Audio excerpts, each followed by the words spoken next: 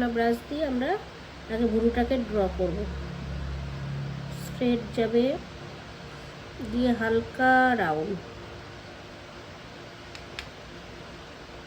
আবার স্ট্রেট যাবে, দিয়ে রাউন্ড করে এর সাথে আমরা মিশিয়ে দেব। দেখো, আমরা যখন অ্যাঙ্গুলার ব্রাশটা ধরলাম তখন এইভাবে ধরবো, আর যখন এদিকে ভুরুটা করবো তখন অ্যাঙ্গুলার ব্রাশটা আমরা ঘুরিয়ে দেবো, দিয়ে এইভাবে যাবে স্ট্রেট গিয়ে। হাই বন্ধুরা, আমি মেকআপ জোন থেকে বলছি।